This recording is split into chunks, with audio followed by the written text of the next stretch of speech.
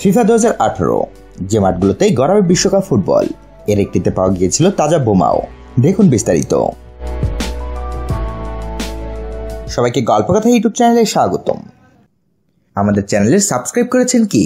অজানা সব news update পেতে সাবস্ক্রাইব লেখার উপর ও বেল বাটনে প্রেস করুন। ফুটবল বিশ্বকাপের দামামা এরই মধ্যে বাজতে শুরু করেছে। এর মধ্যে আর্জেন্টিনা, ব্রাজিল, জার্মানি সহ প্রিয় দলগুলোর পতাকা শোভা পাচ্ছে ফুটবল প্রেমীদের হাতে। বিশ্বকাপ ও প্রিয় দল নিয়ে মাতামাতি আর আড্ডাও ইতিমধ্যে জমে উঠেছে। ফুটবল দল নিয়ে কয়েক ভাগে বিভক্ত ফুটবল প্রেমীরা।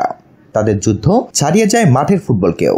তবে যে মাঠে হবে আসল লড়াই, আসুন সেসব মাঠ নিয়ে জেনে নিই আজকে। Luzhniki stadium, Moscow.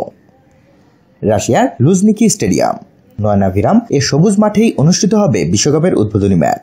1956 সালে তৈরি এই এরিনায় অনুষ্ঠিত হয় 1980 অলিম্পিক। পরে অবশ্য এটিকে পুনর্নির্মাণ করা হয়। 80,000 দর্শক একসঙ্গে বসে খেলা দেখতে পারবেন এই স্টেডিয়ামে। রস্তভ এরেনা, রস্তভ অন ডন। রস্তভ অন ডনে এই ভেন্যুটি তৈরি করা হয়েছে 2018 বিশ্বকাপের কথা মাথায় রেখে।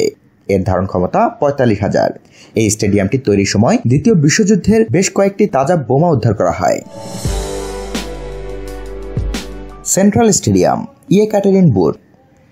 এই স্টেডিয়ামটি আগে ছিল 45,000 দর্শকদের জন্য। একে বিশ্বকাপের ভেন্যু উপযোগী করে তুলতে আরো 12,000 সিট যুক্ত করা হয়েছে। বিশ্বকাপের পর একে আরো সংস্কার করা হবে। ক্রেস্তভস্কি স্টেডিয়াম, সেন্ট পিটার্সবুর্গ। সৌন্দর্যমণ্ডিত সেন্ট পিটার্সবুর্গের এই স্টেডিয়ামটির ধারণ ক্ষমতা 67,000। এটি এখন এফসি জেনিথের মাঠ। পুরনো একটি স্টেডিয়াম ভেঙে সে জায়গায় এটি নির্মাণ করা হয়েছে।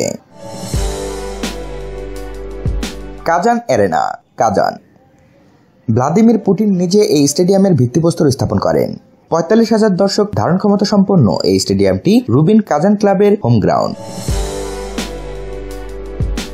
Olympic stadium, সোচি। শীতের অলিম্পিকের জন্য তৈরি এই ভেন্যুটির ধারণ ক্ষমতা 48,000। এখানে প্রথম 2 রাউন্ডের ম্যাচ ছাড়াও একটি কোয়ার্টার ফাইনালও হবার কথা রয়েছে। এছাড়া আরও কিছু স্টেডিয়ামে অনুষ্ঠিত হবে খেলা। সেগুলো হলো কলিনিনগ্রাদ স্টেডিয়াম, কলিনিনগ্রাদ। রাশিয়ার সর্বপশ্চিমের স্টেডিয়াম এটি। 35,000-এর চেয়ে কিছু বেশি এর দর্শক ধারণ ক্ষমতা।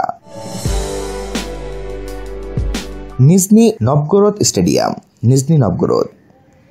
এটিও এই বিশ্বকাপকে কেন্দ্র করে বানানো নতুন স্টেডিয়াম। এর ধারণ ক্ষমতা 45,000। Volgograd arena, Volgograd.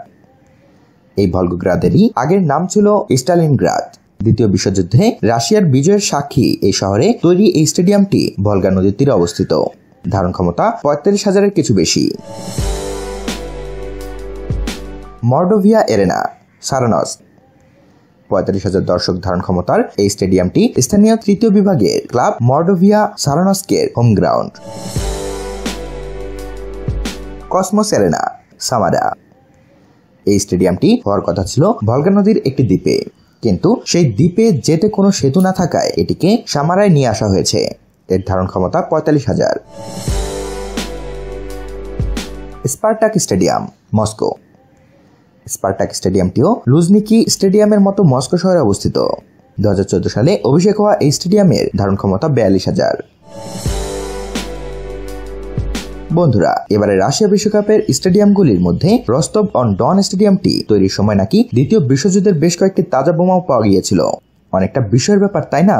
তবে কি এই স্টেডিয়ামের দর্শকরা একটু ভয়ে থাকবেন নাকি নির্ভয়ে খেলা দেখবেন? তো বন্ধুরা, কেমন লাগলো রাশিয়া বিশ্বকাপের স্টেডিয়ামগুলি?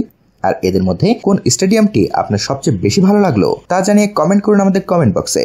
আর বিশ্বকাপের এরকম আরো ভিন্নধর্মী নিউজ পেতে ভিডিওটিতে লাইক, শেয়ার ও সাবস্ক্রাইব করে আমাদের সাথে থাকুন। ধন্যবাদ।